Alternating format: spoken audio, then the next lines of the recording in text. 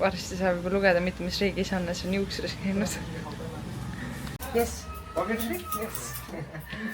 Are you blogger or what? We do some You have a vlogs. YouTube channel? Yes. Oh, nice. I'm the elder one. I'm 27. 29? 29? 1 year senior. But you look so like shall I speak? Yeah, you can. Like this? Give me. You can speak if you want. So guys, we are recently in Pokhara City and my friends are here and look at this, and my brother is cutting here and the brother looks new style. You can see so looking so handsome. Download karke He's from India and my brothers are from Europe.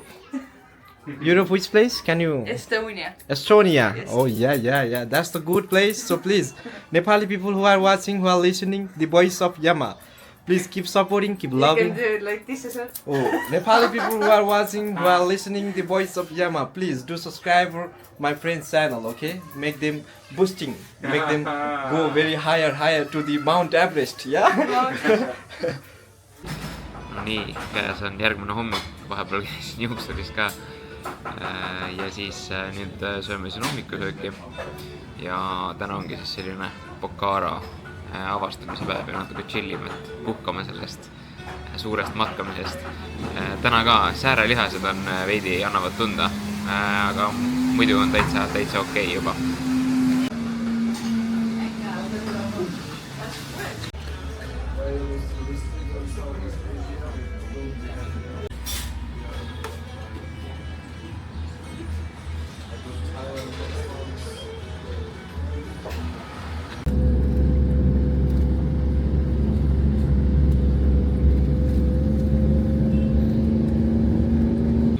Jõudsime siia pagoda juurde, siin on ilus vaade alla, suured bambused siin ees, aga siin on kiri, et no TikTok ja no video, nii et sees filmida ei saa, nii et põmm. Siin on üleval veel üks vaatepunkt, kust on väga hästi näha seda Annapurna range'i. Oh, väga baby titt.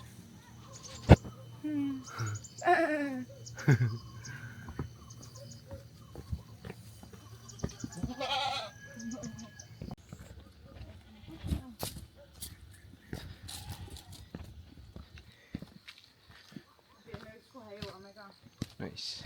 No nii, me oleme päästetud. Üks paat tuli siia nurga peale. Vist ikkagi on õige koht, aga siin ei olnud kedagi, aga täitsa lõpp lugu ikka. Just hakkab pimedaks ka minema. Sääsed hakkavad välja tulema. Me oleks juba hakanud üles ronima peaaegu. Täitsa lõpp. Aga joppas. Yes.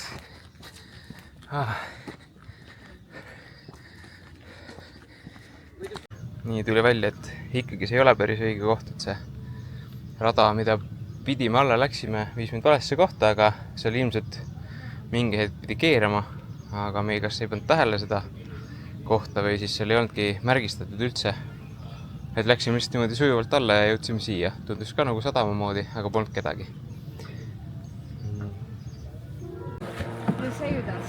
We already started the climb back up.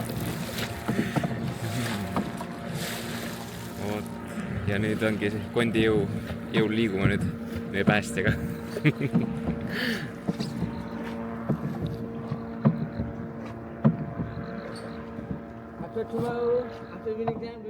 Lausudad kõik mõtted kõik nii petta saan vaid poolega. Ma tunnen lihtsam on nii. Mind hoiab põued taskus super suure hoolega ja näeb, et ma olen jätkuvalt siin. Lausudad kõik mõtted kõik nii petta saan vaid poolega. Ma tunnen lihtsam on nii. Mind hoiab põued taskus super suure hoolega ja näeb, et ma olen jätkuvalt siin. Ei kadunud kuhugi. Ikka siin, ikka parem kui varem, kui olin arem ja palju parem. Nüüd aina igatsedes igavamaid aegu, unustad, et kogemata praegu. Nii, meil on täna siis viimane õhtu. Me olemegi tulnud täna rohkem läänelikku toitu sööma. Tulimegi siis pitsarestorani. Pitsa on üks minu lemmikuid toite ja Hannese lemmikuid toite ka. Et mõtlesime, et enne kui me Indiasse lähme edasi, siis tuleme sööme siin läänelikku toitu vahetuseks. Aga mõtlesime, et teeme kokkuvõtte Nepali emotsioonidest, mida me oleme näinud, mida me oleme kogenud võib-olla, et mida ka teistel on huvitav teada. Et üks asi näiteks meie kogemusel on Nepali inimesed äärmiselt toredad ja sõbralikud, et me oma kogemusest, kuna me oleme Vietnamis ka käinud, et siis me võrdleksime seda Vietnamiga, et kes me Vietnami video näinud, siis me seal ka mainisime, et inimesed on väga-väga toredad ja sõbralikud ja seda ka Nepalis, et eks siin on ka sellist mahamüümist ja asju, aga seda teevad peamiselt naaberriigi kodanikud ehk siis hindud näiteks või kuskilt välismaalt tulevad inimesed, Tiibetist on väga palju inimesi, aga ka Nepali inimesed selles suhtes kuidagi ma ei äri teha. Nii, ja me jäime enda matkaga üli rahule, jäime enda giidiga rahule ka. Promood oli väga-väga tore, hea jutukaaslane ja tundsime tulime seal mägedes väga hoitud ja kõik oli alati tal kontrolli all. Oskas meiega väga hästi arvestada ja need mäed ja vaated, need jätsid küll väga-väga sügava mulje, et kindlasti üks mälestus, mis ei lähe iial meelest ära. Ja see võeti isegi täiesti ahetama, kui olid seal üleval ja kui need ilmastikutingimused olid ka head. Näiteks üks õht oligi, tegime lõunauinakut, siis vaatasime, et päike paistab nüüd sisse, et enne oli pilvene ilm. Läksime välja ja siis oligi päikeseloojang ja mägedest allpool olid nagu pilved, et oligi siuke pilvedest nagu vatimeri ja mäed olid kõik kuldsed, et väga selline maagiline elamus. Et kindlasti oli see matk seda väga väärt. Alguses, kui me jõudsime Katmanduusse, siis ütlen ausalt, see oli natukene võõras meile, et me pole varem sellist riigis nagu käinud, et tõesti nagu arenguriik, arengumaa, need värvid ja toonid võib-olla tänavatel on natukene võõrad meie jaoks, aga nüüd me oleme väga õnnelikud, et esiteks me Nepali esimesena tulime, sest järgmisena me läheme Indiasse ja et siin on kindlasti see kogemus nagu leebem, aga me harjusime juba veidi nagu ära sellega ja praegu Katmandu on väga-väga pisi, aga Pokhara on siis see teine linn, suuruselt teine linn ka, et see on väga mõnus meie meelest. Meile väga meeldib siin järvekene, saad ringi jalutada siin ümber, võib-olla rohkem turistisõbralik, ütleks niimoodi. Siis veel, mis on väga naljakas, on see, et siin need sõiduteed, see on ka kindlasti omaette kogemus, et mõned inimesed ütlevad, et see võib olla nagu ohtlik või tunnevad ennast ohustatud. Meie seda ei ole tundnud otseselt, aga lihtsalt see on nagu naljakas veidi või nagu veider, et see on ikka rämedad augud on ikka vahepeal tee peal, et meie klippidest on arvatavasti ka näha, kuidas see auto lihtsalt hüppab, et kuigi meil on kaamera, millel on olemas siis stabilisaator, aga see ei aita, see ei aita seal, et need augud on ikka rätsid. Et näiteks ongi 200 kilomeetrit on Katmandust Pokharasse ja autoga võtab see kuskil 6-7 tundi aega, et oleneb, vahepeal see võib mingi ummikuid olla ja oleneb võib-olla mingi pausidest ja nii ka, aga jah, umbes kuskil 6-7 tundi võtab see aega. Lennukiga sõidab vist umbes pool tundi, et jah. Siis tuleb arvestada, et mägedes need tingimused on ikkagi askeetlikud, et see ei ole mingi luksus seal üleval. Et sooja duši eest pead eraldi maksma. Mul ei olnud selle vastu midagi, sellepärast, et mulle meeldib niikuinii külma duši teha. Aga jah, ja sageli see duš on lihtsalt ämbritäis vett, kus on kopsik sees, et saad ennast üle valada ja hõõruda ja väga huvitav kogemus. Et jah, ei tasu eeldada, et see mingi luksus on, tingimused on väga sellised tagasihoidlikud. Seal mägedes need hotellid ongi selline lihtsalt voodi, lihtsalt voodi ja tuba, ongi kõik. Mõnes kohas tuld ka ei ole, mõnes toas on tuli ka. Ja WC on ka siis väljas. Tavaliselt ongi siuke rida tube, umbes 8 tuba ja siis seal kõige otsas väljas on siis WC. et sinna jalatsid ei pea otseselt jalga panema, tavaliselt on seal see kõik nagu valatud, aga pead vetsus ja duši all pead väljas käima. Selle matka valikuga me jäime ka väga rahule.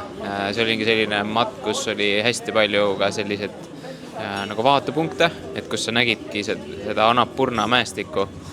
Seal üks oli Fishtail, oli põhiline mägi, mis ongi selline nagu kalasaba kujuga. See on ühtlasi ka püha mägi, et sinna ei tohi ronida. Kunagi 2 jaapanlast üritasid seda teha, kunagi tagasi sealt ei tulnud ja sellest saati on see püha mägi, kuhu ei tohi minna, kuhu ei tohi ronida otsa. Ja siis Annapurna South, siis Lõuna-Annapurna mägi, Annapurna 1, 2, 3 ja üks mägi oli seal veel, aga see läks mul meelest. Aga vaatepunktid olid head, raskuse poolest ka, see oli meile täpselt paras. Esimene päev oli selline võrdlemisi lihtne, aga lihtsalt väga palju samme, ikkagi treppidel käid, jalgadel oled pikka aega. Päeva lõpus ikka oled väsinud, aga ei olnud midagi, lihasvalu ei tundnud. Teine päev juba kõvasti raskem, tõusumeetrit 1800. Ja siis vaikselt läks juba raskemaks, tundsid sellist väikest väljakutset ka. Kolmas päev päris raske, mis siis, et läksime ilma kotita sinna üles, seal käiakse vast ilma kotita, kuna seal kõige üleval vaatepunktis 4200 peal seal ööbimisi ei ole. Aga see on väga järsk tõus. Seal on väga sellised sügavad trepiastmed, lahtised kivid, korralik ronimine. Ja seal me tundsime küll, et lihtsalt tundsime ennast nagu teod, väga vaikselt, sammhaaval läksime lihtsalt, õhku ei olnud, hingeldasime, süda peksis. Aga pärast tuli välja, et me olime pigem isegi kiired, et küsisime giidit, et kui kiiresti tavaliselt ronitakse sealt punktist.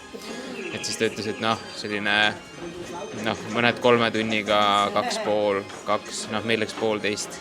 Aga me ise tundsime küll, et me oleme nagu teod ja see oli ikka väljakutse. Siis näiteks veel üks asi, mis on võib-olla huvitav teada, kui keegi tahab siia tulla. Et üks rahvustoit ja siis neil ongi talpat või üks kõige levinumaid toite, mida saad. Talpat ja momod. Momod on nagu pelmeeni moodi asjad. Ja talpat on selline, see on riis ja siis on mingi kas liha või on taimne versioon, siis on igal juhul hästi palju erinevaid nagu kõrval asju on seal juures. Ja talpatiga on selline lugu, et selleks saab tasuta refilli ehk siis tasuta juurde nagu seda toitu.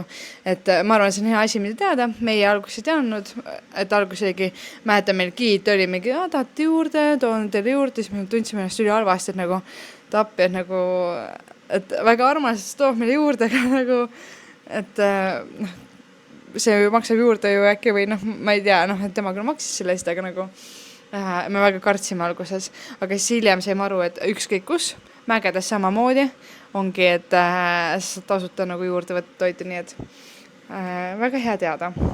Ja see toiduga seoses, mis minu jaoks oli ka väga selline šokeeriv või siis väga, ütleme nii, võõras, on see, et nad söövad, enamast toitu söövad kätega ja ka seda riisi siis söövad kätega kastet, et natuke nagu looma moodi, et see oli väga võõras ja siiamaani on iga kord, kui ma näen, ma lihtsalt vaatan, et nagu ma saan aru, et see on nende kultuur ja see on normaalne, et see ei ole nagu midagi valet, aga mul on väga võõras seda vaadata.